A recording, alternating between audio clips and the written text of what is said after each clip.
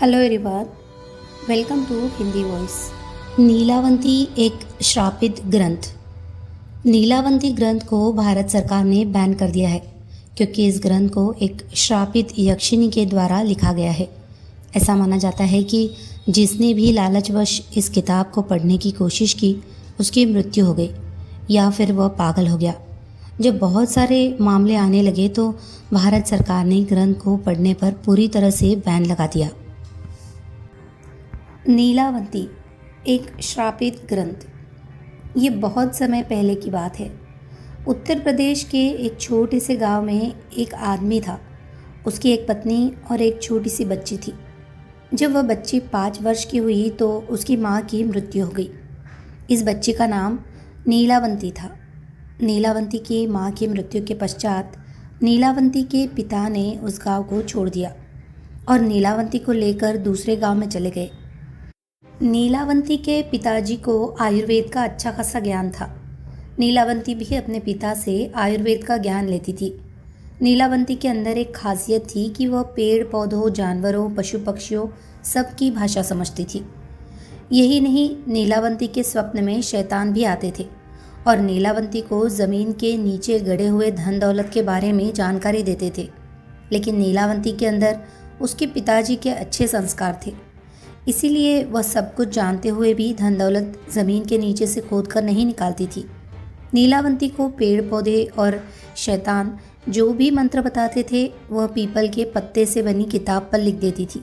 जब नीलावंती 20 से 22 वर्ष की हो गई तब जो भूत प्रेत नीलावंती के स्वप्न में आते थे वह हकीकत में सामने आने लगे।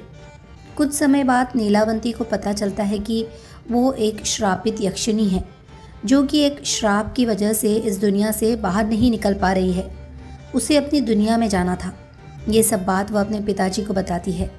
तब उसके पिताजी उससे कहते हैं कि बेटी, यदि तू इस दुनिया की नहीं है और किसी श्राप के कारण तू इस दुनिया में फंसी हुई है तो मैं तुझे नहीं रोकूंगा। अंततः तू स्वेच्छा से यहाँ से जा सकती है। फिर नीलावंती उस गाँव को छोड़कर जाने लगी कि रास्ते में उसे एक व्यापारी मिलता है।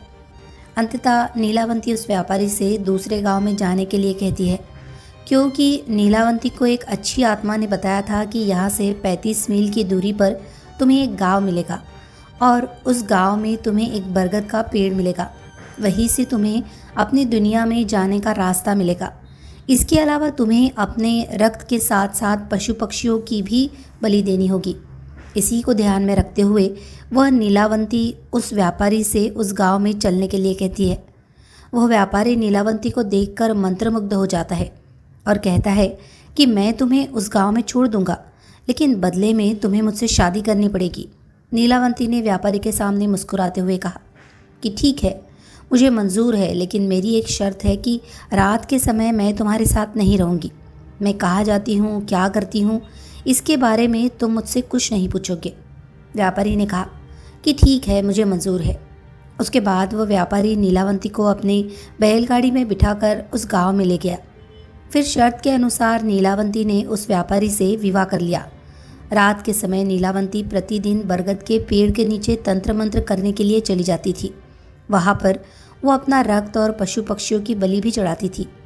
एक दिन रात के समय जब नीलावंती तंत्र मंत्र उस बरगद के पेड़ के नीचे कर रही थी, उसी समय उस गांव के कुछ लोग नीलावंती को पशु पक्षियों की बलि देते हुए देख लेते हैं और उस व्यापारी को जाकर सारी घटना की जानकारी देते हैं।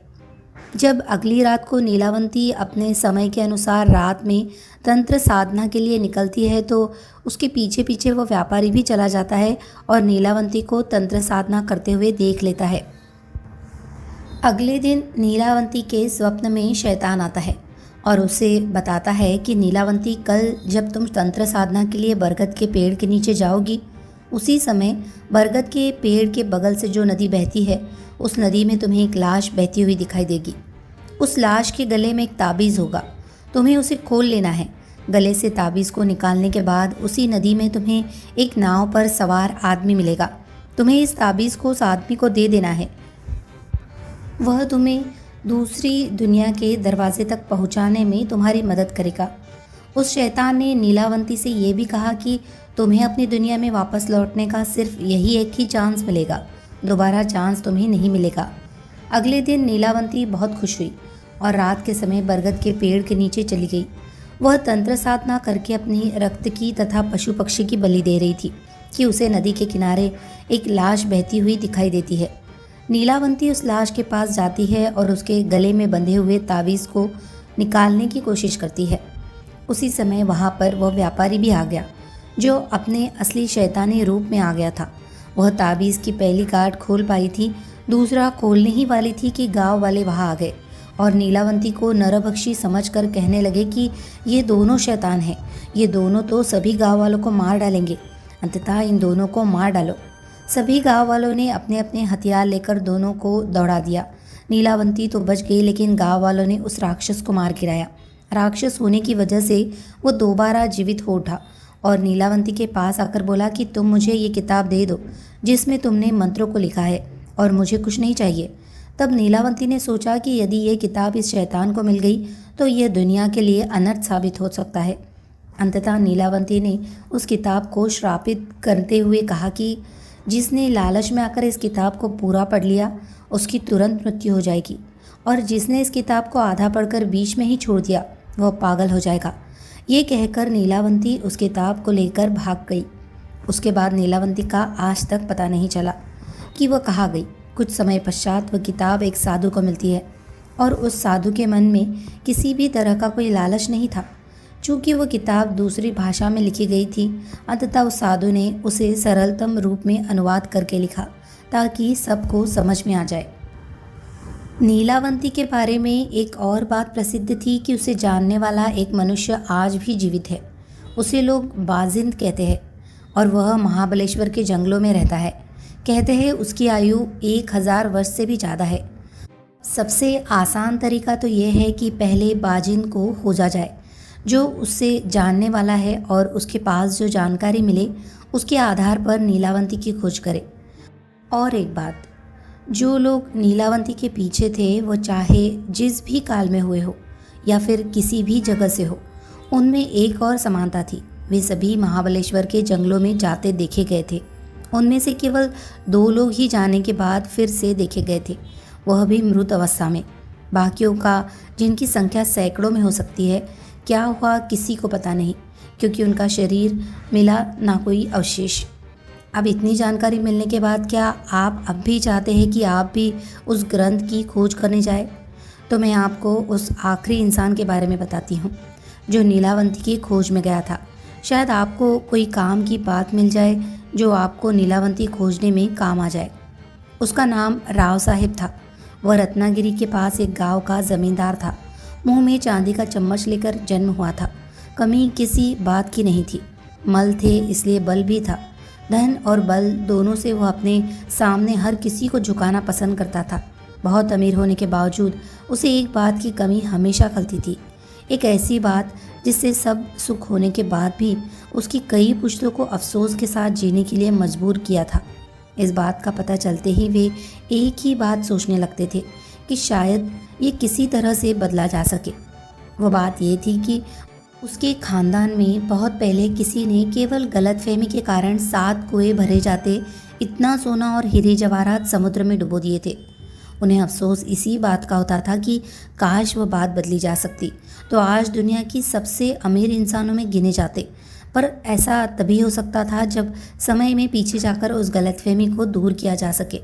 राव साहब को पहले ये बात पता नहीं थी कि समय में पीछे जाया जा सकता है, क्योंकि बुद्धिमान मनुष्य इस तरह की बात सोच भी नहीं सकता जो असंभव हो। पर जैसा कि उसके पहले कई पुश्तों ने किया था, केवल वह उस धन का पता लगाना चाहता था। उसके लिए उसने भी उन्हीं तरीकों को अपनाया था जिसे उसके पुश्तों ने अपनाया था, जैसे ज्योतिषियों, तांत्रिकों, मांत्रिकों के माध्यम से धन का पता लगाना। लेकिन बहुत कुछ करके भी कुछ हासिल नहीं हो सका था। समय और पैसा दोनों बर्बाद हो रहे थे। लेकिन उस अमर्याद धन के आगे इस धन की कोई कीमत नहीं हो सकती थी। और ऐसे में ही एक दिन रत्नागिरी में एक अद्भुत मांत्रिक आया। लोग कहते थे कि उसने पिशाच वश किया हुआ है, जो उसका हर एक हुक्म मानता था। राव साहेब को उसमें रुचि नहीं होती, यह कैसे हो सकता था? राव साहेब भी रत्नागिरी चला गया और उस मांत्रिक को मिला। पहले ही मुलाकात में मांत्रिक ने राव साहब पर ऐसी छाप छोड़ी कि उसने मांत्रिक को अपने हवेली पर बुलाया। मांत्रिक आने के लिए कबूल हो गया। 2 दिन बाद ही मांत्रिक राव साहब की हवेली पर था। उसकी अच्छी मेहमान नवाजी की गई। हर तरह से उसे प्रभावित करने की कोशिश हो रही थी, इसीलिए कि राव साहब ने यह भी सुना था कि मांत्रिक के पास अंजन बनाने की विधि है। प्राचीन काल से ही लोगों में ये बात प्रचलित है कि किसी तरह का रासायनिक काजल, जिसे अंजन कहते हैं, वह आँखों पर लगाने से ज़मीन के नीचे दबा हुआ खजाना दिख जाता है। वही पाने के लिए राव साहब इतने यत्न कर रहा था। 1 हफ्ता निकल गया, पर मांत्रिक ने कुछ नहीं कहा। वह तो अच्छे भोजन और मुलायम गद्दों का आनंद ले रहा था। राव साहब के सब्र का बांध टूटने लगा था, लेकिन फिर भी अगर मांत्रिक को बुरा लगा तो कहीं यह मुझे शाप ना दे दे, इसीलिए उसने चुप बैठना ही ठीक समझा। राव साहब का यह धैर्य व्यर्थ नहीं गया। दूसरे दिन मांत्रिक और राव साहब एक कमरे में अकेले बैठे थे। तब मांत्रिक ने राव साहब से पूछा कि उसे उससे क्या चाहिए। तब राव साहब ने अपनी इच्छा और उस खानदानी खजाने के बारे में मांत्रिक को बताया। मांत्रिक की आंखें चमक उठी।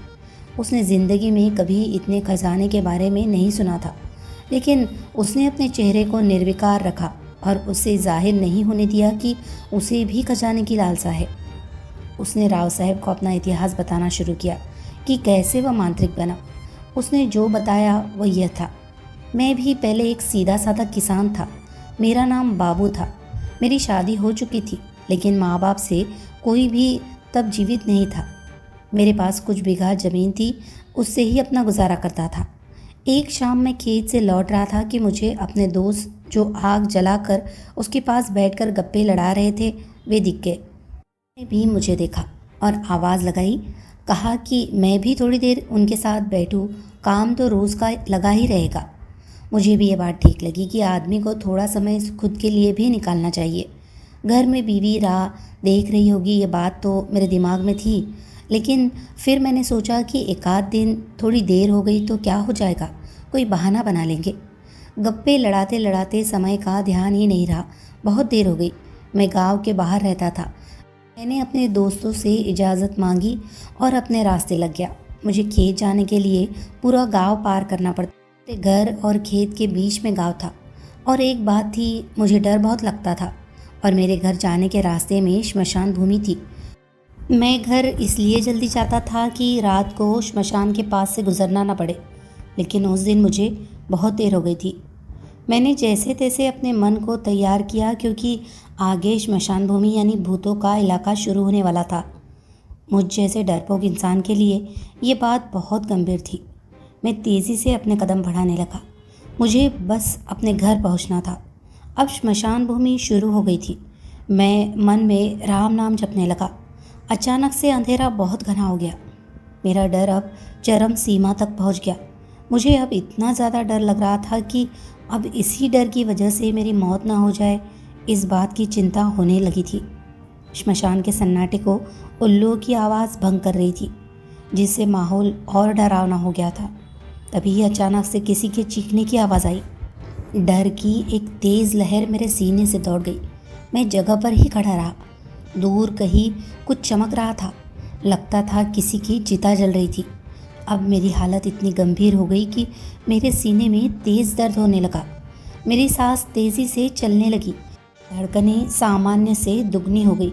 मुझे फिर से वैसी ही चीख सुनाई दी। कम से कम मुझे तो ऐसा ही लगा कि, लेकिन वह चीख नहीं थी, वह तांत्रिक उसे पुकार रहा था। मैं सोच में पड़ गया कि क्या करना चाहिए। क्या मुझे तांत्रिक के पास जाना चाहिए या अपनी जान बचाकर भागना चाहिए?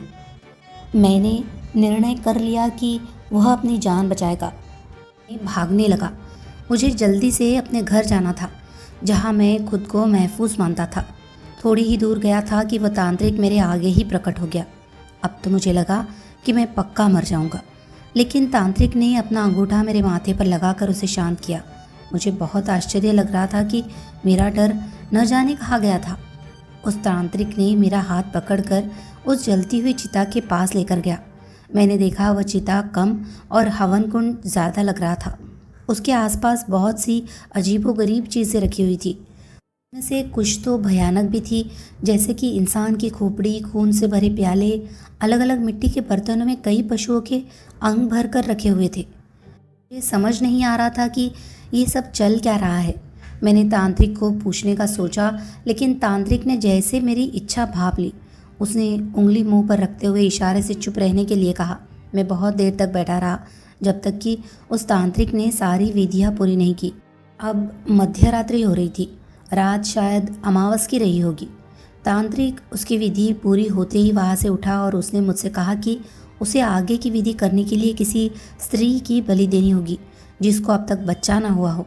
मेरा दिल दहल उठा। उसको लगा कि वह किस मुसीबत में पड़ गया है। मुझे बच्चा नहीं हुआ था और मेरी बीवी घर पर थी।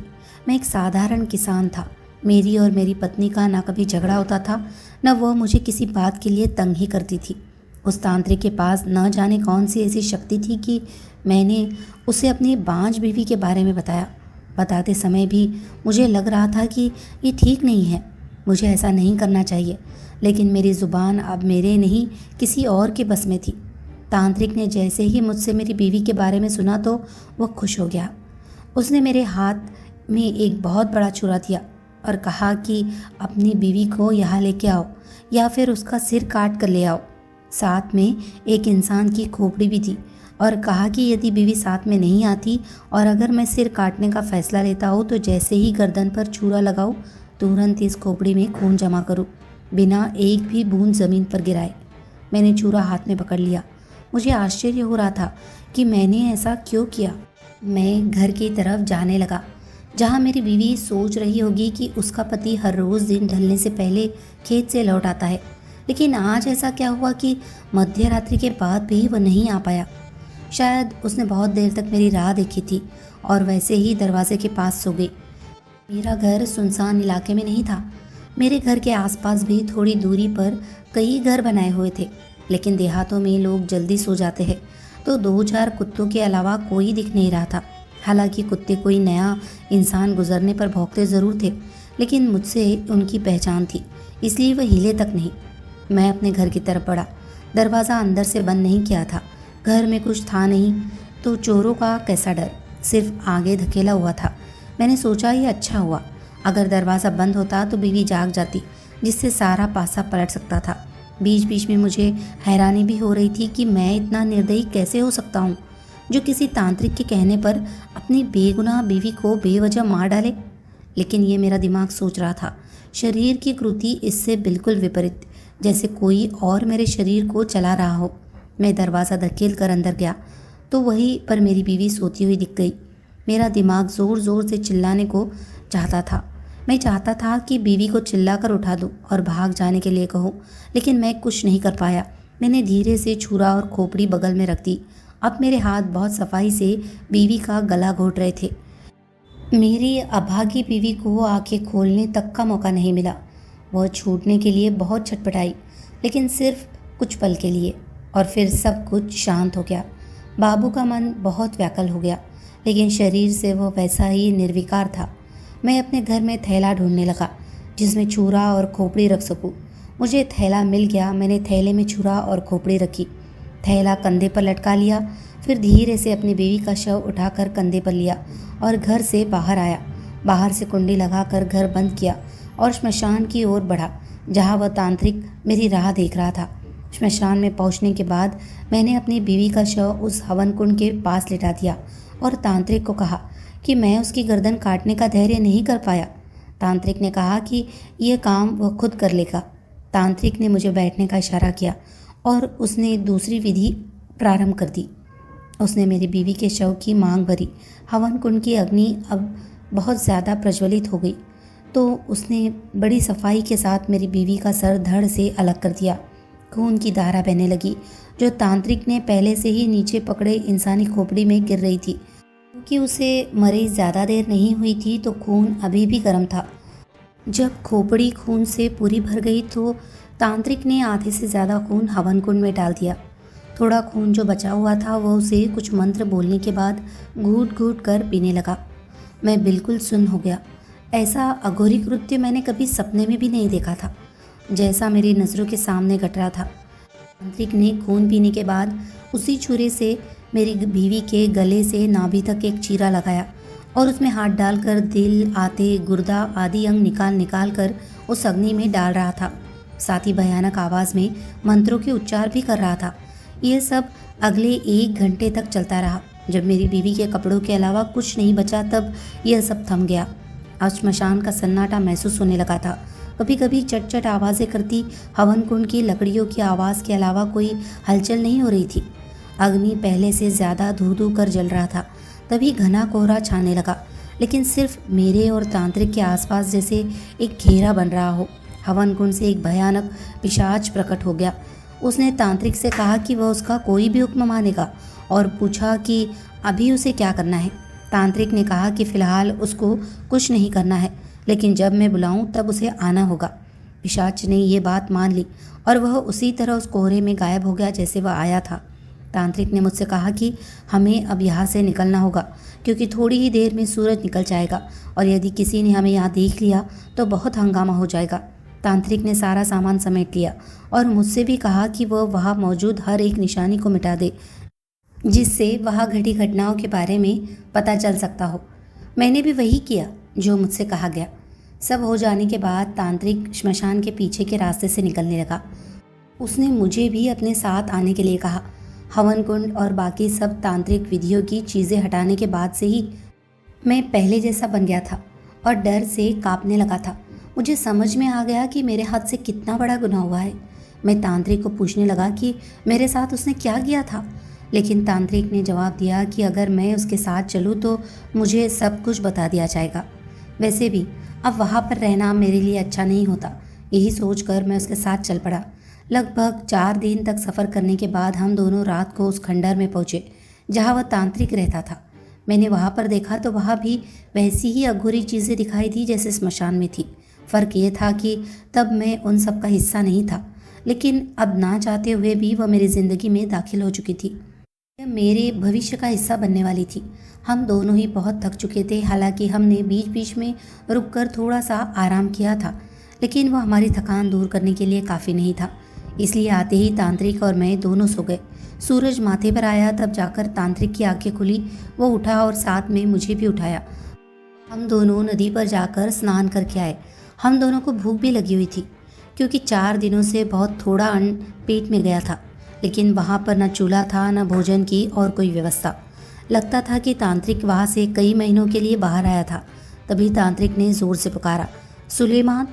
4 दिन पहले अमावस की रात को एक स्त्री की बलि देकर जिस पिशाच को वश किया था, वही पिशाच आगे आकर खड़ा हो गया और पूछने लगा कि उसके लिए क्या आदेश है। तांत्रिक ने उसे सबसे अच्छा खाना और पीने के लिए महंगे से महंगे पेय लाने के लिए कहा। पिशाच ने सिर्फ चुटकी बजाई और जिन चीज़ों की मांग की गई थी वह चीज़ें सामने थी। यह देखकर मेरी आंखें खुली की खुली रह गई। मैं समझ गया कि क्यों तांत्रिक ने इसे वश करने के लिए इतनी मुसीबत मोल ली थी। वो कोई भी इच्छा पूर्ण कर सकता था। हम दोनों ने भरपेट खाना खाया और साथ में शरबत ठंडाई का भी स्वाद लिया।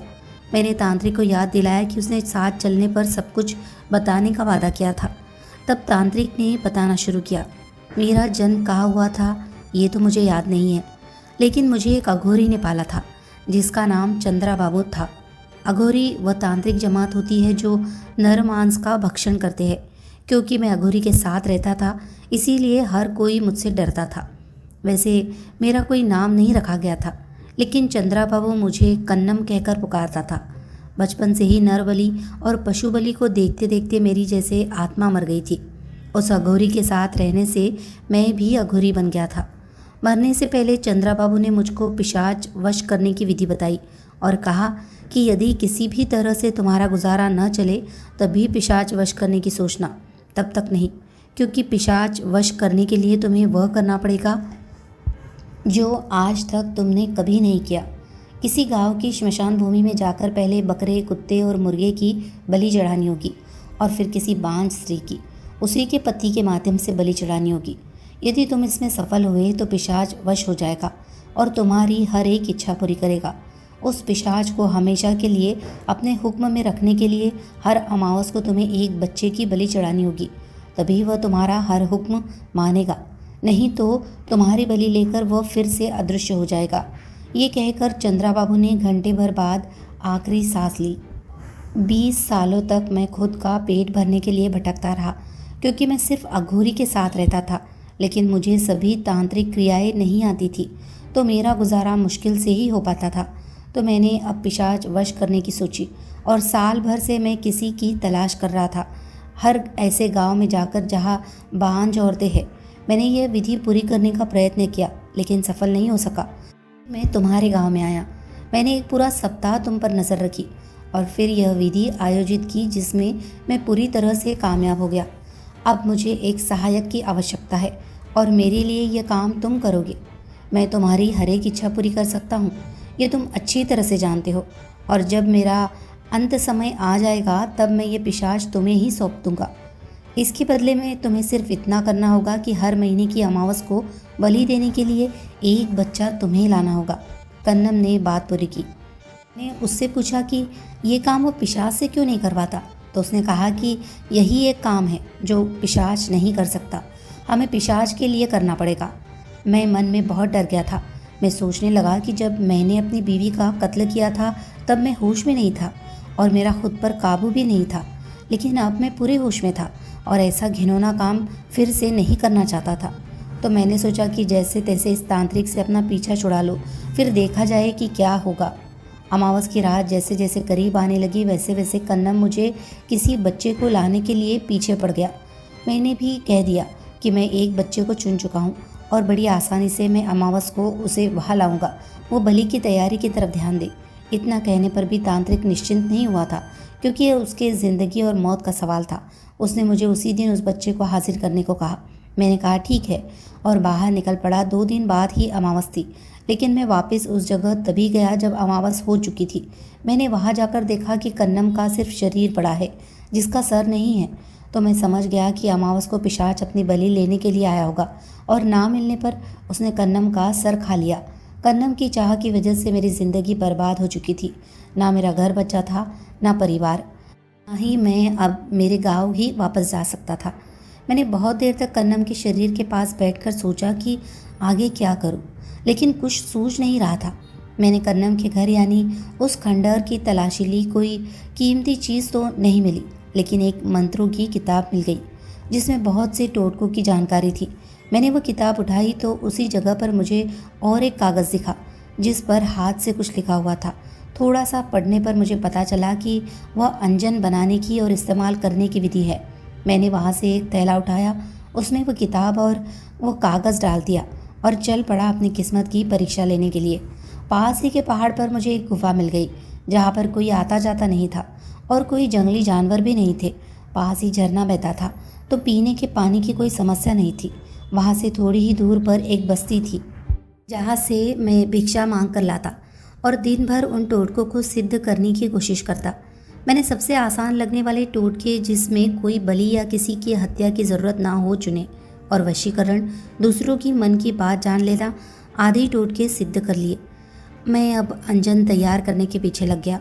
उसके लिए बहुत सारी चीज़ों की आवश्यकता थी, जिन चीज़ों का नाम तक मैंने कभी नहीं सुना था, लेकिन मैं कभी कभार बस्ती में किसी से बात करता था तो वह लोग कई चीज़ों की जानकारी दे देते थे और मुझे उसका और एक फ़ायदा यह हुआ कि वह लोग मुझे अब मांत्रिक कहने लगे थे। मैं भी कभी किसी का बच्चा बीमार हो जाए या किसी का जानवर, किसी की बेटी को बच्चा नहीं होता हो, उसके लिए अपने पास से टोटके कर देता था। उनको जब उसके परिणाम अच्छे मिले तो वह मुझे और भी ज़्यादा मान देने लगे। जैसे ही मेरे पास वह सब चीज़ें जमा हो गई जिनकी अंजन बनाने के लिए ज़रूरत थी, मैंने रात दिन एक करके अंजन बना ही दिया। अंजन बनाने की विधि लिखने वाले ने यह भी चेतावनी लिखी थी कि यदि अंजन ठीक से नहीं बना तो वह आँख में लगाने वाला हमेशा के लिए अंधा बन जाएगा। मेरा मन दुविधा में पड़ गया कि मैं क्या करूं, कैसे पता चले कि मेरा बनाया हुआ अंजन सही तरह का बना हुआ है। वह तो आँख में लगाने से ही पता चल सकता था। मैंने आर या पार का निश्चय कर लिया और भगवान का नाम लेकर वह अंजन अपने आँखों में लगाया। पहले मेरी आँखों में इतना तेज़ दर्द हुआ कि जैसे खोलता हुआ तेल मेरे आँखों में पड़ गया हो। मुझे लगा कि मेरी आंखें चली गई, मैं अंधा बन गया। मैंने जो अंजन बनाया था वो गलत बना था। ऐसे कई विचार मेरे मन में आ रहे थे।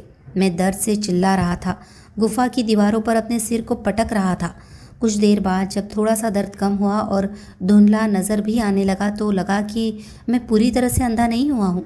लेकिन मेरी आंखों को कुछ भी नहीं हुआ था और अंजन भी सही सही बना था। यह मुझे तुरंत पता चला। जैसे ही मैंने अपनी आंखों को छुआ वो बिल्कुल बर्फ़ सी ठंड महसूस हुई। अब समस्या ये थी कि अंजन का प्रथम प्रयोग कहाँ किया जाए। मैंने 2 दिन का समय जाने दिया। जब मैं मेरी आंखों की ठंडक का आदी हो गया तो मैं तुरंत उस बस्ती में गया जहाँ भिक्षा के लिए जाता था। 2 दिन आंखों के दर्द के कारण ना मैं भिक्षा के लिए गया था ना कुछ खाया था। ज़ोरों से भूख लगी थी। मैं बस्ती में गया तो लोगों ने पूछा कि 2 दिन क्यों नहीं आए। मैंने बताया कि मेरी तबीयत ठीक नहीं थी। एक अधेड़ उम्र के आदमी ने मुझे उसके घर पर भोजन के लिए बुलाया। क्योंकि मुझे बस्ती में बहुत मान था तो मैं मना नहीं कर सका। और दूसरा कारण यह भी था कि अब मुझ में इतनी ताकत नहीं थी कि यहाँ से भिक्षा लेकर वह गुफा में जाकर खाऊं। जब मैं उस आदमी के घर पहुँचा जिसका नाम आत्माराम था, उसकी पत्नी ने भोजन परोसा। मैंने उसे भी अपने साथ बैठने के लिए कहा। हम दोनों ने भोजन किया और भोजन के बाद जब हम गप्पे लड़ाने के लिए बैठे तो मैंने अभी तक भूख की वजह से ध्यान नहीं दिया था कि वह आदमी बहुत गरीब था। घर बहुत साधारण था और सामान तो न के बराबर था। मैंने उसे पूछा कि क्या तुम्हारा गुजारा ठीक से नहीं चलता? तो उसने बताया कि उसे तब से काम करने के लिए मन नहीं लगता जब से किसी बुजुर्ग ने यह बताया कि उसके दादाजी ने बहुत सारा धन एक घड़े में बंद करके खेत में कहीं गाड़ दिया है। तब से वह दिन भर खेत का एक एक हिस्सा खोदता रहता है, इसलिए बाकी चीज़ों की तरफ ध्यान देने के लिए समय नहीं मिलता। उसकी बीवी ही किसी खेत पर रोज़ी के लिए जाती थी, जिससे जैसे तैसे उनका गुजारा चल जाता था। जैसे ही मैंने खेत में धन की बात सुनी, मुझे अंजन की परीक्षा लेने का मौका दिखा। मैंने उससे कहा कि अगर मैं उसे उस धन का पता सही बता दूं तो क्या मुझे वह उसमें से आधा धन देगा? तो उसने मेरी बात मान ली। उसी रात मैं उसे लेकर उसके खेत में गया। जैसा कि मैंने अंजन के उपयोग के बारे में पढ़ा था, उसके लिए हिरन के सींग चाहिए थे जो मेरे पास पहले से थे। मैं उसमें से खेत को देखने लगा। हिरन का सींग आँख पर लगाते ही ज़मीन मानो जैसे कांच की बनी हुई हो ऐसी दिखने लगी। दूर एक आम के वृक्ष के नीचे मुझे कुछ चमकता हुआ दिखाई दिया। मैं आत्माराम के साथ उस वृक्ष के पास गया तो मैंने फिर से हिरन का सींग आंखों पर लगाया और उसकी जड़ की तरफ देखने लगा। मेरे आश्चर्य का ठिकाना नहीं रहा जब मैंने स्पष्ट रूप से एक पीतल का घड़ा उसके अंदर के सोने सहित ज़मीन के अंदर कम से कम 3 हाथ नीचे देखा। मैंने आत्माराम को वहाँ खोदने के लिए कहा, क्योंकि वह 10-12 सालों से सिर्फ खोदने का ही काम कर रहा था। तो उसने कुछ ही देर में 3 हाथ गहरा गड्ढा खोद डाला और घड़ा साफ तौर से दिखाई देने लगा। हम दोनों ने मिलकर वह ऊपर निकाला जो बहुत वजनदार था। उसमें बहुत सारे सोने के सिक्के थे। जैसा कि तय हुआ था, उसने ईमानदारी से उसमें से आधे सिक्के मुझे दे दिए। मैंने उसे एक कपड़े में बांधकर अपनी गुफा की ओर चल पड़ा और वह अपनी घर की ओर। दूसरे दिन पूरी बस्ती में यह बात फैल गई। मेरी गुफा के चारों ओर तो मानो मेला लग गया था। उस दिन से मेरी ज़िंदगी बदल गई। ख़जाना ढूंढने वाला मांत्रिक, इसी नाम से मेरी प्रसिद्धि हो गई। अब मेरे पास ज़्यादातर ऐसे ही लोग आते जिनको अपने खेत या घर से गड़ा हुआ धन निकालना हो। पर हर जगह धन होता ही था ऐसा नहीं है। कई जगह सिर्फ अफवाहें होती थी। फिर भी मैंने कई लोगों के घर के खजाने ढूंढने में मदद की और उसमें से आधा हिस्सा कमाया। लेकिन अब तक मेरी सबसे ज़्यादा कमाई सिर्फ 500 सिक्के की थी। मैंने जब तुम्हारे मुंह से तुम्हारे ख़ानदानी ख़जाने के बारे में सुना तो मुझे लगा कि अगर ये ख़जाना ढूंढने में मैं तुम्हारी मदद कर सका तो मुझे ज़िंदगी भर कोई काम करने की ज़रूरत नहीं है। मैंने मेरी पूरी कहानी तुम्हें इसलिए बताई कि जब मैं तुमसे आधे खजाने की मांग करूं तो तुम मुझे लालची न समझो। मांत्रिक बाबू ने बोलना ख़त्म किया। राव साहब ने कहा, यह सब सुनकर मेरा आपके प्रति विश्वास और भी बढ़ गया है। मैं आपसे वादा करता हूँ कि जब खजाना मिलेगा तब उसमें से आधा खजाना मैं आपको दूंगा। मांत्रिक बाबू ने फिर राव साहब से कहा कि हर खजाने की खोज की शुरुआत उसके जगह के पता चलने पर ही होती है। और जैसा कि राव साहब ने बताया था कि उसके पुरखों ने उनका खजाना समुद्र में डुबो दिया है, तो बाबू ने उससे पूछा कि उसे ये बात कैसे पता चली। राव साहब ने एक बही के बारे में बताया जिसमें उसके परदादा ने खजाने के बारे में लिखा था। बाबू को भी राव साहब ने वह बही दिखाई जिसमें लिखा हुआ था, थे खजाने बहुत दुनिया में लेकिन ये खजाना खोजना नहीं है मुमकिन। भर जाते कुएं साथ ऐसी वह राशि धन की, देखकर वैभव सारा मिट जाती प्यास मन की। क्या कारण था पता नहीं, जो आया इसकी राह में, पुश्ते कितनी चली गई इस धनराशि की चाह में। कई वीरों ने प्राण त्याज दिए धन पर्वत के इस शोध में, लेकिन डुबा दी गई अनंत धनराशि सागर तीर्थ की गोद में। बाबू ने उस बही में लिखी ये पंक्तियाँ पढ़ी तो उसे भी कुछ समझ नहीं आया। हालांकि रत्नागिरी के पास समुद्र तो था, लेकिन बाबू को ये नहीं समझ आ रहा था कि बिना किसी के जाने इतना सारा धन समुद्र में डुबाना मुमकिन नहीं है। किसी ने तो उसे देखना चाहिए था, क्योंकि अगर धन को सागर में डुबोने की बात सच है तो यह एक दिन में नहीं हो सकता था, अगर इतना सारा धन था। बाबू ने भी बहुत सोचा, मगर उसको इसका समाधान नहीं मिल पाया। उसने वह बही फिर से देखी तो उसे कई पन्नों पर कुछ उल्टे अक्षर जो आसानी से नज़र नहीं आते थे, पढ़े भी नहीं जाते थे, दिखाई दिए। उसने उस कागज़ को उठाकर प्रकाश की ओर पकड़ा तो कुछ अक्षर नज़र आए। उसने वह अक्षर कागज़ पर उतार दिए, वह उल्टे दिख रहे थे, इसलिए आईने के सामने पकड़ लिए तो उसे एक नाम नज़र आया, नीलावंती। मांत्रिक ने जल्दी से राव साहब को बुलाया और उसे उसके बारे में बताया जो उसे अभी पता चला था। नीलावंती नाम सुनकर राव साहब भी चौंक गया, क्योंकि मांत्रिक बाबू और राव साहब भी महाराष्ट्र के बाकी लोगों की तरह इस प्राचीन लोककथा के बारे में जानते थे कि नीलावंती नाम का एक ग्रंथ है जिससे पशु पक्षियों की भाषा समझी जा सकती है, लेकिन इसका संदर्भ इस खजाने से कैसे है ये समझ नहीं आ रहा था। राव साहब के हवेली पर एक नौकर काम करता था जिसका नाम था मानिक। उसने उन दोनों की बातें सुनी। वह भी अच्छी तरह से जानता था कि उसका मालिक वर्षों से खजाने की खोज में लगा हुआ है, तो शायद उनको अपनी जानकारी से मदद हो जाए। ये सोचकर उसने राव साहब को कहा कि वह नीलावंती के बारे में कुछ जानता है। राव साहब ने बताने को कहा तो उसने बताया कि सुना है कि नीलावंती में समय में पीछे जाने का भी ज्ञान लिखा हुआ है। शायद आपके पुरखे उसकी मदद से वह खजाना खोजना चाहते हो। राव साहब और मांत्रिक बाबू दोनों ही उस बात से सहमत हो गए, क्योंकि नीलावंती के बारे में जितनी भी किंवदंतियाँ प्रचलित थी उसमें से यह भी एक थी। राव साहब ने पूछा, लेकिन मानिक, ये तो बताओ ये नीलावंती असल में है भी या नहीं, क्योंकि मैंने आज तक कईयों के मुंह से इसके बारे में सुना है, लेकिन मुझे एक भी इंसान ऐसा नहीं मिला जिसने पढ़ने की बात तो दूर नीलावंती देखी भी हो। वह कहाँ है ये तो मैं नहीं जानता, हाँ, लेकिन उसे खोजने के लिए कहाँ जाना पड़ेगा ये बता सकता हूँ, क्योंकि मैंने जो भी सुना है उसके अनुसार महाबलेश्वर के जंगलों में बाजिंद रहता है। उसे नीलावंती के बारे में ज़रूर पता होगा, क्योंकि वह भी जानवरों की भाषा बोलता है, मानिक ने बताया। ठीक है, तो फिर हम खुद ही बाजिन को ढूंढेंगे और उससे नीलावंती के बारे में पता लगाएंगे। इतने सालों के बाद अब जाकर कोई सुराग मिला है। खजाने के बारे में तो अब इसे ऐसे ही जाने नहीं दे सकते। मांत्रिक ने भी सहमति दर्शाई। राव साहब और बाबू दोनों ही बेताल की मूर्ति के पीछे से चल पड़े। जैसे जैसे अंदर जा रहे थे वैसे जंगल और ज़्यादा घना हो रहा था। वे इतना अंदर पहुंच गए कि दोपहर होने के बावजूद रात जैसा अंधेरा छा रहा था।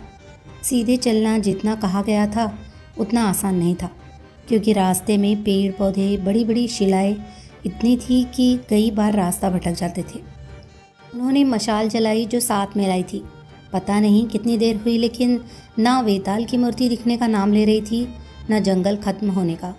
अचानक से उन्हें एक आकृति नजर आई। साफ नहीं दिखी, लेकिन पता चल रहा था कि वह एक मूर्ति है। दोनों ही मूर्ति के पास पहुंचे और सोचने लगे कि अब आगे क्या। तभी मूर्ति जिसकी पीठ इनकी तरफ थी वह अपना सर इनकी तरफ घुमाने लगी। दोनों ही डर से कांपने लगे। उन्हें समझ आया कि क्यों बाजिन की खोज में आया हर इंसान मरा हुआ पाया गया था।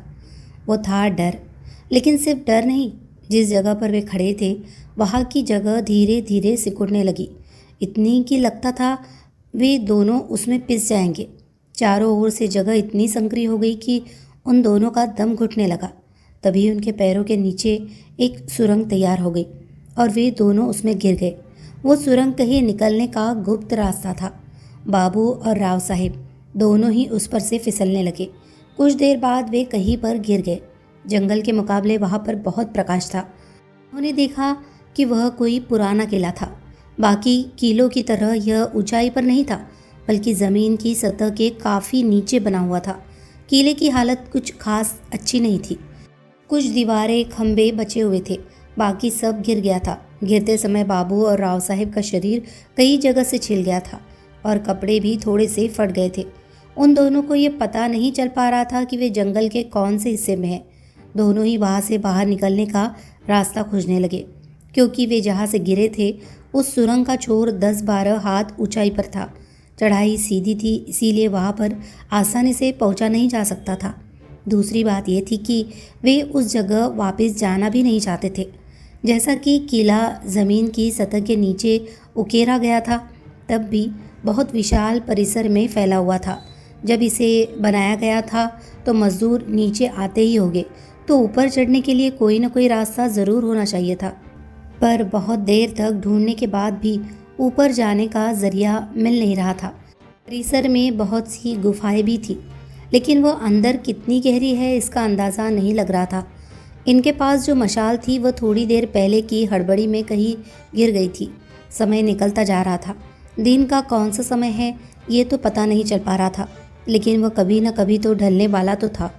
बाबू का कहना था कि ऐसी जगह पर रात के समय रुकना ठीक नहीं होता। कई बार ऐसी जगहें शापित होती है। उसका ये भी कहना था, हो न हो जिन लोगों की जान गई है वे इसी जगह पर मारे गए हो। राव साहब को बाबू की बात जच गई। अब तो उन्हें भी चिंता हो रही थी। बात सिर्फ बाहर जाने की नहीं रह गई थी, अब जान भी बचानी थी। वहाँ पर 22 गुफाएं थी, मगर किसी भी गुफा में प्रकाश नहीं था जिससे अंदर जाकर रास्ते की खोज की जा सके। मांत्रिक को एक चकमक पत्थर दिखाई दिया तो उसने आग जलाकर मशाल बनाने की सोची। बहुत देर कोशिश करने के बाद आखिरकार आग जल गई थी, पर दिन ढल चुका था। अंधेरा धीरे धीरे और घना हो रहा था। उनके पास ज़्यादा समय नहीं था। पहली गुफा के अंदर मशाल लेकर दोनों दाखिल हुए। लगता था कि गुफा बहुत दूर तक फैली हुई थी, क्योंकि मशाल का प्रकाश ज़्यादा दूर तक पहुंच नहीं पा रहा था। वह जितना भी आगे जाते उतनी गुफा और दिखाई देने लगती थी। दिन भर जंगल में चलने के कारण पहले ही दोनों के पैरों ने जवाब दिया था। ऊपर से वह उस सुरंग से भी गिरे थे, जिससे भी चोट पहुंची थी। पेट में कौवे हल्ला मचा रहे थे। और ऐसे में यदि एक गुफा इतनी बड़ी हुई तो क्या कर सकते थे। मशाल आधी खत्म हो गई। तभी बाबू ने कहा कि हम और आगे नहीं जा सकते, क्योंकि फिर वापस जाने के लिए प्रकाश नहीं बचेगा। अगर इसी गुफा में फंसे रह गए तो दिन निकलने पर भी प्रकाश नहीं आएगा और दिशा का पता न चलने के कारण गुफा के अंदर ही फंस जाएंगे। तो राव साहब का कहना था कि पता नहीं हमारा ये निर्णय गलत निकल जाए तो हो सकता है कि बाहर जाने का रास्ता इसी गुफा में से निकले। समस्या दोनों ओर से थी और वे दोनों ही दुविधा में पड़ गए। दोनों को एक दूसरे के मत सही लग रहे थे। निर्णय लेने के लिए वक्त नहीं था, नहीं तो मशाल वहीं पर बुझ सकती थी। वे गुफा के बहुत अंदर तक आए थे। बाबू ने कहा कि राव साहब की बात ठीक है, लेकिन हम पहले बाहर जाते हैं और बहुत सारी मशालें बनाते हैं और दूसरी गुफा से फिर से शुरुआत करेंगे। यदि बाकी गुफाओं में रास्ता नहीं मिला तो फिर से पहली गुफा में जाएंगे। इससे हमारे बचने के मौके बढ़ जाएंगे। राव साहब ने बात मान ली। दोनों गुफा से बाहर आ गए। बाबू की बात बिल्कुल सही थी, क्योंकि गुफा के दरवाजे तक पहुंचते ही मशाल बुझ गई थी। रात को क्योंकि तारे नजर आ रहे थे, तो बाबू जो रात को खजाने निकालने के लिए जाते समय तारों से ही समय का अंदाज़ा लगाया करता था, वह समझ गया कि आधी रात बीत चुकी है। अब खतरा पहले से ज़्यादा बढ़ चुका था, क्योंकि रात का यही वह समय था जिसमें सभी अनहोनी घटनाएं हुआ करती है। साधनों की कमी की वजह से मशालें बनाने में बहुत समय लग रहा था। वैसी परिस्थिति में भी बाबू ने 5 मशालें बना ली थी, लेकिन उन्हें यकीन नहीं हो रहा था कि इतनी मशालें एक गुफा के लिए भी काफ़ी होगी। बाबू भी थक गया था। उसका मन तो कर रहा था कि रास्ता खोजना ज़रूरी है, लेकिन तन साथ नहीं दे रहा था। उसे विश्राम की सख्त ज़रूरत थी। राव साहब की स्थिति भी इससे अलग नहीं थी। दोनों ने सुबह होने का इंतज़ार करने का फैसला किया और बाहर ठंड लग रही थी, इसलिए उस गुफा के अंदर सोने चले गए जिसमें वे पहले जा चुके थे। वे ज़्यादा अंदर नहीं गए थे। दोनों लेट गए। भूख और थकान के मारे उनका बुरा हाल था। लेटते ही दोनों की आँख लग गई। तभी राव साहब को कहीं से पायल की आवाज़ सुनाई दी। पहले उसने सोचा कि यह उसका वहम होगा। कभी कभी थकान की वजह से भी दिमाग भ्रम पैदा करने लग जाता है। इससे वैसी ही आवाज़ अब की बार बाबू की भी आँख खुल गई और वह उठकर बैठ गया। राव साहब को पहले से उठा देखकर बाबू जान गया कि उस अकेले को वो आवाज़ नहीं सुनाई दी। फिर से पायल की आवाज़ आई, इस बार ज़्यादा तेज़। दोनों को डर तो बहुत ज़्यादा लग रहा था, लेकिन उसका सामना करने के अलावा उन दोनों के पास कोई रास्ता भी तो नहीं था। एक दूसरे का हाथ थामे हुए दोनों गुफा से बाहर निकले और देखने लगे कि आवाज़ कहाँ से आ रही है। थोड़ी देर बाद फिर से आवाज़ आई। वह किसी गुफा से आ रही थी, पर कौन सी ये पता नहीं चल पा रहा था। बाबू ने मशाल जलाई और वे दोनों हर एक गुफा के मुंह पर जाकर सुनते ही आवाज़ कहाँ से आ रही है। सभी गुफाओं के मुंह एक दूसरे से सटे हुए थे। वे जैसे ही 13वीं गुफा के पास पहुँचे, आवाज़ ज़्यादा ही तेज़ हो गई। वे दबे पाँव गुफा के अंदर जाने लगे। डर अब हद से ज़्यादा बढ़ने लगा था। बाबू का पहले का डरपोक स्वभाव फिर से उभर आया और उसके पाँव थरथर काँपने लगे। वे गुफा के काफ़ी अंदर चले गए थे, लेकिन जितना वे आगे जाते थे आवाज़ उतनी ही अंदर से आती हुई लगती थी। तभी बहुत दूर कहीं एक टिमटिमाती रोशनी दिखी, बिल्कुल बाबू के हाथ की मशाल जैसी। वे धीरे धीरे उस ओर बढ़ने लगे। वह रोशनी गुफा के अंदर बनी और एक गुफा से आ रही थी। वे उस छोटी गुफा के मुहाने तक पहुंच गए और जैसे ही अंदर का दृश्य देखा तो दंग रह गए। एक किशोरवयीन लड़का जिसके हाथ में एक लाठी थी जिसमें घुंघरू बांधे हुए थे, वो अपनी लाठी ज़मीन पर मार रहा था। उससे पायल जैसी आवाज़ निकल रही थी।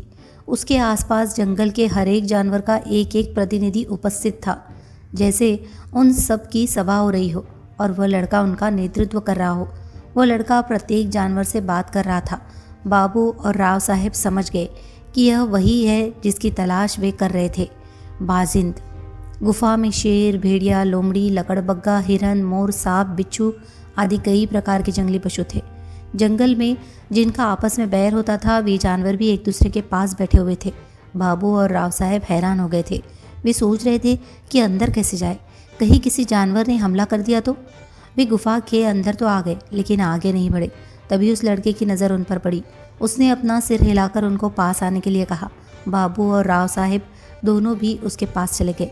उस लड़के का चेहरा इतना आकर्षक था कि ना बाबू ने ना ही राव साहब इतना खूबसूरत इंसान अपनी पूरी ज़िंदगी में देखा था। उसने सिर्फ एक धोती पहनी हुई थी।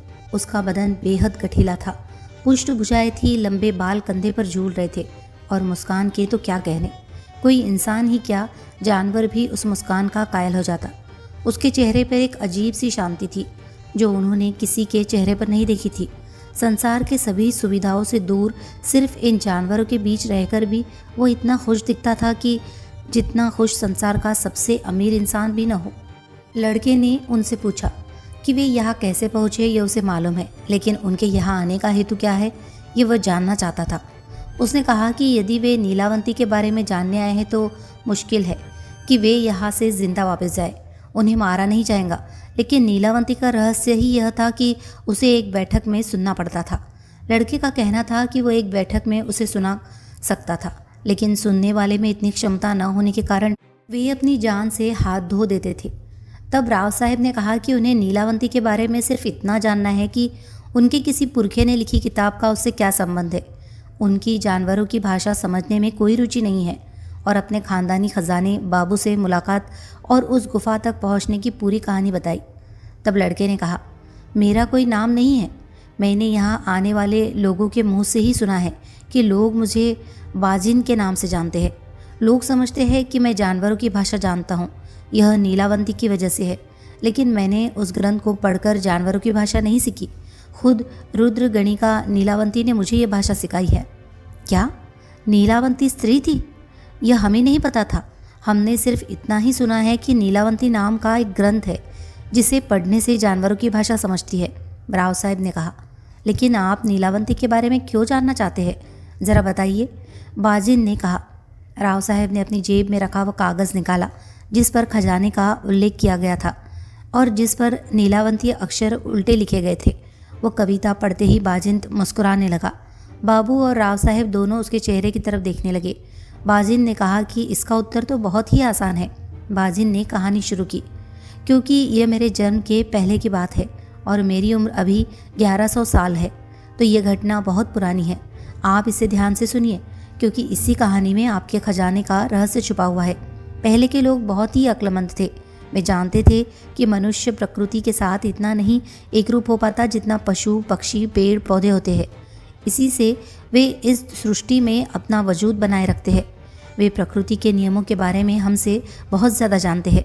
सोचिए, हजारों पक्षी बिना किसी दिशा दर्शक के एक जगह से दूसरी जगह जाते हैं। प्रत्येक वर्ष कैसे ये वे कर पाते हैं? प्रकृति की अपनी भाषा है जिससे वह हमसे संवाद करती है। मनुष्यों को भी वो भाषा समझती थी, लेकिन फिर जैसे जैसे मनुष्य यंत्रों का सहाय लेने लगा तो उसे प्रकृति के साथ संवाद करने की आवश्यकता कम लगने लगी।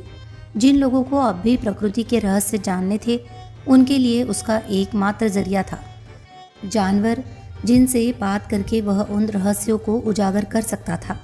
तो हमेशा से ही वह जानवरों की भाषा सीखने की कोशिश में लगा हुआ था। हालांकि कामयाब कोई विरला ही होता था, वह भी एक आध जानवर की भाषा में, परंतु इतना काफ़ी नहीं था।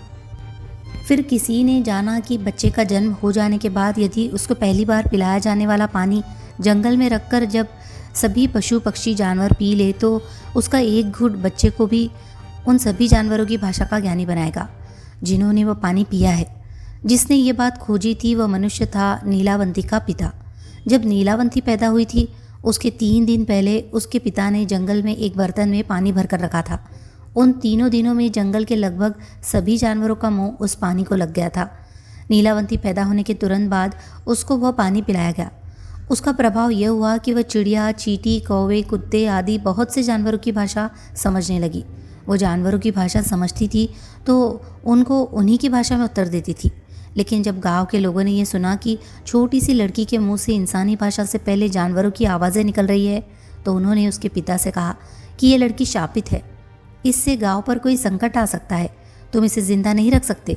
नीलावंती के पिता ने गांव वालों को समझाया कि यह सिर्फ उसके किए हुए प्रयोग का नतीजा है, पर किसी ने उसकी एक न सुनी।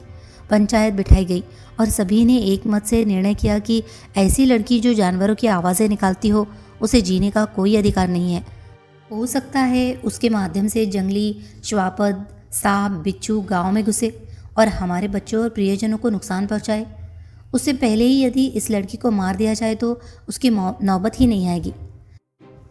नीलावंती के पिता ने यह प्रयोग इसलिए किया था कि उसे पशुओं की अद्भुत दुनिया के रहस्य समझने थे कि कैसे भूकंप, उल्कापात, बाढ़, बारिश का प्रमाण और समय, इसका पता इन जानवरों को पहले ही चल जाता है।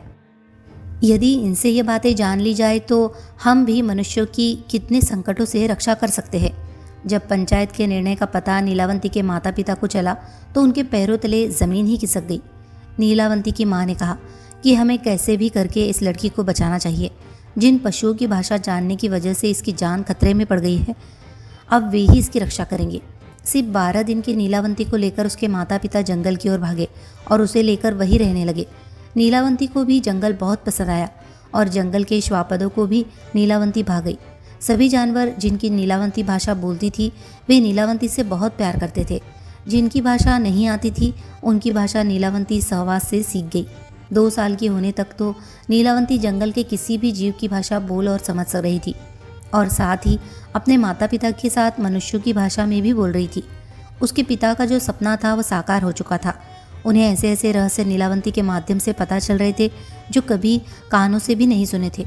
नीलावंती को कई बार जानवर या सांप कहीं दबे हुए खजाने के बारे में बता देते थे तो नीलावंती के पिता जाकर उस जगह से वह खजाना लाते और उससे कई गरीबों की गुप्त रूप से मदद करते थे। ऐसे ही 16 साल निकल गए। अब नीलावंती एक बहुत ही सुंदर किशोरी में बदल गई थी। एक बार की बात है जब 5-6 लुटेरे कहीं से नीलावंती के पिता का पीछा करते हुए उस जंगल में पहुंच गए। नीलावंती और उसके परिवार को जीने के लिए जो भी आवश्यक था वह उस जंगल से मिल जाता था। थोड़ा बहुत खर्चा सिर्फ कपड़ों पर ही होता था तो बहुत सा खजाना उसी गुफा में पड़ा हुआ था। लुटेरों ने जब वह देखा तो उनकी आंखें चौंधी आ गई। बहुत सारा खजाना बिना किसी मेहनत के मिल गया। यह उनके लिए बड़ी खुशी की बात थी। नीलावंती के उपस्थित रहते कोई भी उस गुफा की तरफ नहीं आ सकता था क्योंकि जंगल के सभी जानवर उसकी रक्षा करते थे और उनसे उसे कहीं की भी घटना का पता चल जाता था। लुटेरों ने खजाना छीनने के लिए नीलावंती के माता पिता को मार डाला। हालांकि यह घटना एक चील के माध्यम से नीलावंती को तुरंत पता चल गई, मगर उसे आने में थोड़ी देर हो गई। वह पहुंची तब तक लुटेरे जा चुके थे, मगर ज़्यादा दूर नहीं जा सके। नीलावंती ने जानवरों को संदेश भेजा कि कोई भी जिंदा जंगल से बाहर नहीं निकल पाए। लुटेरे जंगल से नहीं निकल पाए। रास्ते में ही हाथियों के झुंड ने उन्हें कुचल डाला। पर इस घटना ने नीलावंती को बहुत आहत किया। उसके हृदय को बड़ी चोट पहुंची। उसके पिता बहुत ही साधु स्वभाव के इंसान थे। उन्होंने कभी भी किसी का बुरा नहीं चाहा था अब तक तो जंगल के पशु ही नीलावंती के सब कुछ थे। उन्हीं के लिए जीना और उन्हीं के लिए मरना, यही नीलावंती के जीवन का उद्देश्य हो गया था। लेकिन उसके माता पिता की हत्या के साथ उसको एक और उद्देश्य हो गया, समाज के बुरे लोगों का नाश करना। इसके लिए ज़रूरी था कि वह खुद भी मौत से बच सके। उसने जानवरों से पूछकर संजीवनी बूटी का पता लगाया, जिसके खाने से मनुष्य मौत को टाल सकता था। जब उसने वह बूटी खाई तो वह भी मृत्यु के भय से रहित हो गई। उसने अनेक ऐसे लोगों को मौत के घाट उतार दिया जिनसे समाज को खतरा था, और अपने पिता के जैसे बहुत से लोगों की मदद भी की। उसकी अमरता, जानवरों की भाषा समझने की उसकी अद्भुत शक्ति, इससे उसकी गणना कुंभांडों में होने लगी। कुंभांड वह लोग हैं जिनमें अद्भुत शक्तियाँ होती है। उन्हें भगवान शिव के गणों में भी गिना जाता है। एक दिन की बात है, एक तरुण व्यापारी जंगल के रास्ते से कहीं जा रहा था। वह बैलगाड़ी में अपना माल एक गांव से दूसरे गांव जाकर बेचता था। वो पहले कभी भी इस रास्ते से नहीं गया था, इसलिए उसे यह नहीं पता था कि इस जंगल में किसी अपरिचित का आना प्रतिबंधित है, क्योंकि नीलावंती के माता पिता की हत्या के बाद से जंगल के पशु नीलावंती की सुरक्षा की बहुत चिंता करते थे। वे किसी को भी जंगल में घुसने नहीं देते थे। मगर वह व्यापारी तो अंदर आ गया था। भेड़ियों ने उसकी बैलगाड़ी का पीछा शुरू किया। भेड़ियों के झुंड को देखकर बैल डर गए। उन्होंने जोर से दौड़ना शुरू किया। बैलगाड़ी बुरी तरह से खींचने के कारण पत्थरों पर टकरा के टूट गई। व्यापारी नीचे गिरकर बेहोश हो गया। बैला जंगल के बाहर भाग गए। नीलावंती को उस व्यापारी के बारे में पता चला तो वह उसके पास पहुंच गई। उसने देखा कि एक बहुत खूबसूरत नौजवान बेहोश पड़ा है। उसके सर पर गहरी चोट आई है। उसका अगर इलाज नहीं किया गया तो वह मर जाएगा। वह उसे अपने साथ अपनी गुफा में लेकर गई। नीलावंती को जड़ी बूटियों का ज्ञान था तो उसने उसकी अच्छी तरह से इलाज किया। 2 दिन बाद जब उस नौजवान को होश आया तो उसने देखा कि एक अति सुंदर लड़की उसका ख्याल रख रही है। उसने नीलावंती से बात की और अपना नाम अनिल बताया। नीलावंती ने अनिल से कहा कि उसका पूरी तरह से इलाज होने में कुछ और दिन लग सकते हैं। उन कुछ दिनों में अनिल को नीलावंती से प्यार हो गया। कुछ ही दिनों में अनिल पूरी तरह से ठीक हो गया। उसने अपने मन की बात नीलावंती को बता दी। नीलावंती को भी अनिल अच्छा लगा था और वह उसकी इस हालत का खुद को जिम्मेदार मान रही थी। सहानुभूति भी प्यार होने की एक वजह होती है। इसी वजह से नीलावंती को भी उससे प्यार हो गया था। अनिल ने नीलावंती से विवाह के लिए पूछा। नीलावंती ने कहा कि वह उससे विवाह करेगी, लेकिन उसकी कुछ शर्तें हैं। अनिल ने शर्तें पूछी तो नीलावंती ने बताया कि उसकी पहली शर्त यह है कि वह रात में कभी भी उसके साथ नहीं सोएगी। दूसरी शर्त यह है कि वह अगर रात को कहीं जाए तो वह उसे नहीं ढूंढेगा। अनिल ने उसकी दोनों शर्तें मान ली। 5 साल वे बहुत खुशी खुशी साथ रहे। एक दिन दोपहर को नीलावंती और अनिल जंगल में भटक रहे थे। तभी एक नेवला और नेवली कहीं जाते दिख गए। नेवली उदास लग रही थी। नीलावंती ने पूछा कि वह क्यों दुखी है। नेवली ने बताया कि उसका पति अंधा है, इसलिए वह उसको कभी अकेला नहीं छोड़ सकती। नीलावंती के पास अंजन था जो नीलावंती ने उस नेवले की आंख में लगाया। तुरंत नेवले को सब कुछ दिखाई देने लगा। नेवली ने नीलावंती को 2 दिव्य रत्न दिए। कहा कि यह 2 रत्न बहुत शक्तिशाली है। इसमें से पहला जिसके पास होगा वह किसी के भी मन की बात जान सकता है, और दूसरा पास होने से वह किसी से भी हारेगा नहीं। नीलावंती का पति अनिल दूर से सब देख रहा था। जब उसने नीलावंती से पूछा तो नीलावंती ने भोलेपन से बता दिया, मगर सिर्फ एक मणि के बारे में जिससे कभी हार नहीं होती थी। दूसरे मणि के बारे में उसने कुछ नहीं बताया। इसीलिए नहीं कि उसका अनिल के ऊपर विश्वास नहीं था, बल्कि वह उस मणि की परीक्षा लेना चाहती थी। अनिल की इच्छा हुई कि सदा जीत दिलाने वाली वह मणि उसके पास हो। उसने नीलावंती से वह मणि मांग ली। नीलावंती ने कहा कि उसे उनकी क्या ज़रूरत है, तो अनिल ने कुछ नहीं बताया। लेकिन उसने दूसरे मणि के प्रभाव से उसके मन की बात जान ली कि अनिल उस जंगल के बाहर जाकर उस राज्य पर विजय प्राप्त करना चाहता था जिसमें वह जंगल था। वह मणि उसके पास होने से यह बहुत आसान हो जाता। नीलावंती को उसके विचार जानकर आश्चर्य हुआ, लेकिन उसने अनिल को यह पता नहीं चलने दिया। एक रात जब नीलावंती और अनिल, जो शर्तों की वजह से अलग अलग सोते थे, सोए हुए थे, तब अनिल को दूर से भेड़िए के चिल्लाने की आवाज़ आई। वह नीलावंती को बता रहा था कि उसे अब भगवान शिव के गणों में जाके रहना चाहिए, लेकिन शिव गणों में स्थान पाने के लिए जो चीज़ आवश्यक है वह एक प्रकार का तावीज़ था, जिसका पता भेड़िया उसे बताना चाहता था। नीलावंती ने भेड़िए का संदेश सुना तो तुरंत वह नदी की तरफ चल पड़ी। नीलावंती जाने के थोड़ी देर बाद अनिल भी उसके पीछे निकल पड़ा।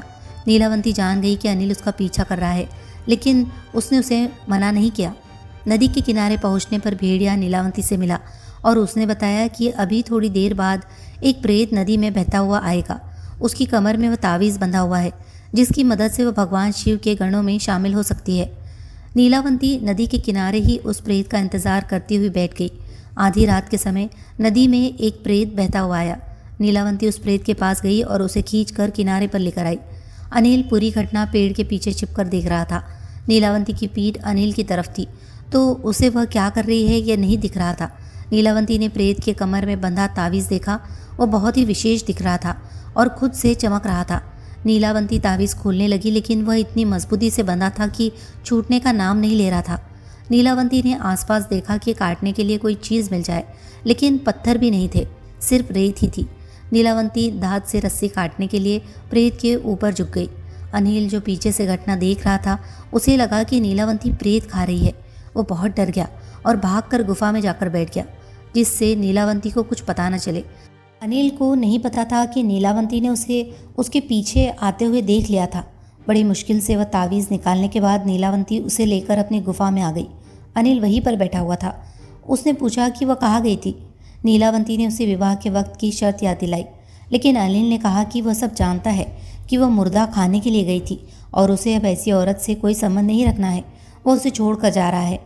नीलावंती ने उसे रोका नहीं पर समझाने की कोशिश की कि वह मुर्दा नहीं खा रही थी, पर अनिल कुछ सुनने की हालत में नहीं था। वह तुरंत वहाँ से चला गया। नीलावंती को भगवान शिव के गणों में शामिल होने के लिए आवश्यक तावीज़ तो मिल गया था, लेकिन उसने सोचा कि वह जाने से पहले आज तक उसने जितना ज्ञान इकट्ठा किया है उसकी विरासत ग्रंथ के रूप में पीछे छोड़ना चाहती थी। उसने शुरुआत से सब कुछ लिखा, चींटी की भाषा कैसे समझे, उसके संकेत क्या होते हैं आदि प्रकार से धीरे धीरे जंगल के सभी जानवरों के बारे में लिखा, उनकी भाषा लिखी। इसमें बहुत समय निकल गया। वह एक बहुत बड़ा ग्रंथ बन गया जिसका कोई नाम नहीं था, ना पढ़ने का कोई क्रम ही था। वह तो बस बहुत सी जानकारी का संकलन था। उसमें आत्माओं से संपर्क बनाने के तरीके भी लिखे थे। अब उसे कोई शिष्य चाहिए था जिसे वह इस ग्रंथ को पढ़ने का तरीका और उसके रहस्य को बता सके, लेकिन इतने महत्वपूर्ण ज्ञान को वह इतनी आसानी से किसी को भी नहीं सौंप सकती थी। वह हर दिन इसी तलाश में होती थी कि कोई ऐसा उसे मिल जाए जिसे यह ज्ञान सीखना हो, लेकिन वह इसका गलत इस्तेमाल न करे। एक दिन जब वह जंगल में रोज़ की तरह घूम रही थी तब उसे मैं मिल गया। मुझे किसी कुंवारी माँ ने लोक लज्जा के डर से जंगल में छोड़ दिया था। नीलावंती ने मेरी माँ भी पाल नहीं सकती थी, इतनी अच्छी तरह से पाला।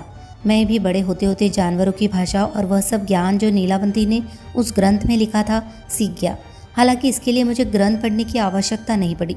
जब मैं 16 साल का हो गया, जैसा मैं अब हूँ, तो नीलावंती, जिसे मैं माँ कहकर ही पुकारता था, मुझे मेरे उससे मिलने की कहानी बताई और कहा कि उसे अब उसकी असली जगह पर जाना होगा। उसने मुझे संजीवनी विद्या दे दी जिससे मैं दीर्घजीवी हो गया और मेरी आयु भी थम गई।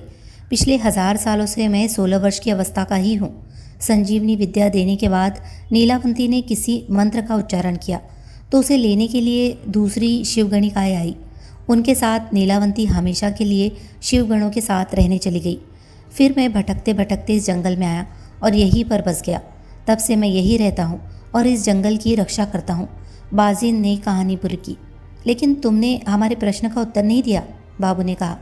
हाँ, मैं बताना तो भूल गया कि तुम्हारे किसी पुरखे ने जो कविता लिखी है उसमें जो सागर तीर्थ का नाम है वह समुद्र के लिए नहीं लिखा गया है। असल में सागर तीर्थ उस जगह का नाम है जहाँ नीलावंती पैदा हुई थी। हजारों सालों में उसका नाम ज़रूर बदला होगा, लेकिन मैं वह जगह जानता हूँ क्योंकि मेरी माँ ने मुझे उसी सागर तीर्थ के जंगल में छोड़ा था, बाजिन ने बताया। आज वह जगह किस नाम से जानी जाती है? राव साहेब ने पूछा। आज वह जगह जानी जाती है रामलिंग के जंगल के नाम से, बाजिन ने जवाब दिया। मुझे वह जगह पता है, महाराष्ट्र के मराठवाड़ा प्रांत का बहुत ही प्रसिद्ध तीर्थ स्थल है वो, बाबू ने बताया। बाजिन ने फिर दोनों को अपनी आंखें बंद करने को कहा और पलक झपकते ही उसी वेताल की मूर्ति के पास छोड़ दिया जहाँ से बाबू और राव साहेब ने जंगल में प्रवेश किया था। बाबू और राव साहेब ने आंखें खोली तो सामने वही वेताल की मूर्ति थी जिससे आगे जंगल में रास्ता जाता था। उन्होंने अपने पीछे आवाज़ सुनी तो वह गडरिया वहाँ पर भेड़े चरा रहा था और उनसे कह रहा था, मेरी मानो तो यहाँ से वापस चले जाओ, यहाँ से कोई जिंदा वापस नहीं आया है। उनको यकीन नहीं हुआ कि इतना सब गड़ गया था, लेकिन समय अब भी वही का वही था, तो ये सच था। नीलावंती से समय पर काबू किया जा सकता है, लेकिन नीलावंती कहाँ है यह तो किसी को भी नहीं पता। उसे सिर्फ किस्मत से ढूंढा जा सकता है। नीलावंती उसी को मिलती है जो उसका इस्तेमाल नहीं करना चाहता। अब राव साहेब और बाबू को रामलिंग जाकर खजाना ढूंढना था। वे रामलिंग पहुंच गए, लेकिन वहां जाकर उन्हें पता चला कि सालों पहले किसी राजा को यहाँ का खजाना मिल गया। उसी पैसों से यहाँ रामलिंग का मंदिर बना हुआ था। अब क्या किया जाए, सब खत्म हो गया। खजाने की खोज भी और नीलावंती की तलाश भी। खजाने का इस्तेमाल हो चुका था। नीलावंती भी बाजिंद के पास सुरक्षित थी। यह थी उस आखिरी इंसान की कहानी जिसने नीलावंती की खोज की थी। लेकिन नीलावंती आज भी रहस्य बनी हुई है। उसकी खोज करने वाले आज भी उसको ढूंढते रहते हैं। आपको अगर नीलावंती सुननी है तो आपको पता है कि महाबलेश्वर के जंगल में वेताल के मूर्ति के पीछे से रास्ता मिल जाएगा। लेकिन क्या आप वहाँ सच में जाना चाहते हैं? कहानी अगर आपको पसंद आई हो तो प्लीज़ इसे लाइक करें, शेयर करें और कमेंट करें, और हमारे चैनल को सब्सक्राइब करना भी ना भूलें।